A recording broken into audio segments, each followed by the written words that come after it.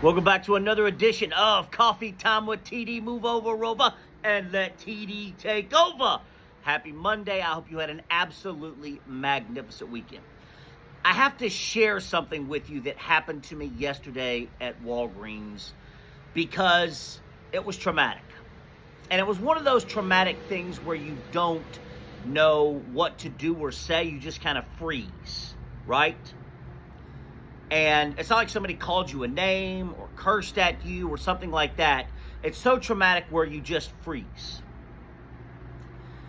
The two gentlemen standing in front of me in line, one of them turned back at me and said, "This is what you get with affirmative action." So, let me give you the backstory. I was in Walgreens yesterday. I had to pick up a prescription. And there was a husband and wife getting helped at the counter. There were two men in front of me and then me. There were two people working at Walgreens, both of them black, a man and a woman. The man was working the drive-through. People picking their prescriptions up in the drive-through, and the other woman was working the counter. And it was slow. But it's Sunday, who gives a fuck, right? And I've only had, I think, one other instance like this happen when I was down at Dadeland at a gas station, getting gas, obviously, and a man walked in without his shirt on and had a swastika tattooed on his chest. Traumatic, right? It's right there. Before Trump, the swastika was always there, but Trump has given those people the right that they feel they have the right now to take their shirt off and show the swastika. He has given hatred a voice. So I'm standing there in line, and we're not talking, we're not communicating, but the gentleman, there was one on my right, one on my left. They were together, and the one on my left just looked back at me and goes, "This is what you get with affirmative action." I didn't even know what to say. I did not even know what to say.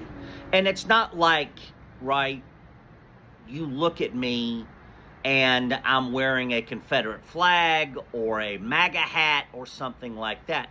But I also will say that they weren't wearing anything like that. And you hear me say all the time, what's on a person's face isn't what's always in their heart. No truer moment than I experienced yesterday. But they felt, whatever you want to say, they felt, that they could say it in public, right? With people around. Because there were people shopping on the aisles, right? They felt emboldened enough to say it and not have any thought about doing it, right? And just because I'm white, right? And that's like Hitler's Germany. If you were German in Germany during Hitler's Nazi era, then you automatically, everyone figured, well, they automatically hate Jewish people, right? You're in Hitler's Germany, so you can say whatever you want. And now we're in King Trump's America, and if you're white, that automatically means you're a racist.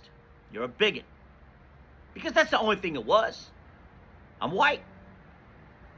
So if he's white, and the other thing about it is, I'm not dressed like I said. It's not about the way I was dressed. It was strictly because of the color of my skin. That's all it was. And they felt emboldened enough, brazen, everything, to turn and look at me and say, "This is what you get with affirmative action." And I know that there is a large part of the American population that would like to go back to segregation, the Jim Crow era. I think it's the majority. I honestly think it's the majority of America would like to go back to segregation and the Jim Crow era. I do. That's the truth. That is the truth. I will tell you that. Because just because of the color of my skin, And you wouldn't have looked at these two men and said, oh, yeah, they're Trumpers, right?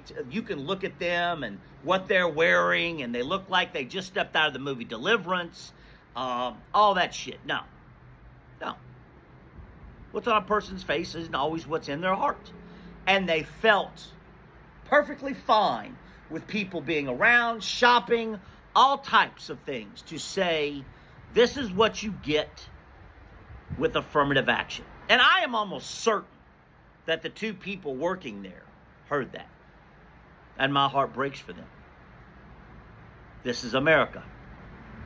When you let the devil in, don't expect the devil to stop being the devil. That they felt fine with turning and looking at me just because I was white. Like I said, just the same thing as Hitler's Germany, right? If you're in and living in Germany and you're white and you're living in Germany during Hitler's reign, then you automatically hate the Jewish people. You're in America, you're standing in line, you're white, you're automatically a racist. That's what the judgment is. That's what I went through yesterday. Just because I'm white. People felt emboldened enough.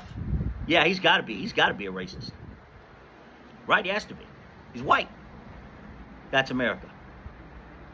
That's America. That's where we're at. And I have to share it with you because it literally fucking traumatized me, and it still has.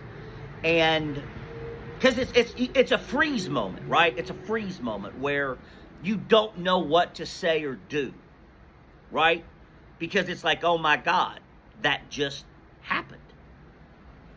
What do I say? What do I do? It's like somebody came up to you and called you a son of a bitch or a fucker or an asshole and you want to fight. You freeze. You freeze because it's like, oh my God. Oh my God. All of my light, love, peace, hope, and joy. And I pray you have the strength to endure what is to come when King Trump is sworn into office in a couple of weeks.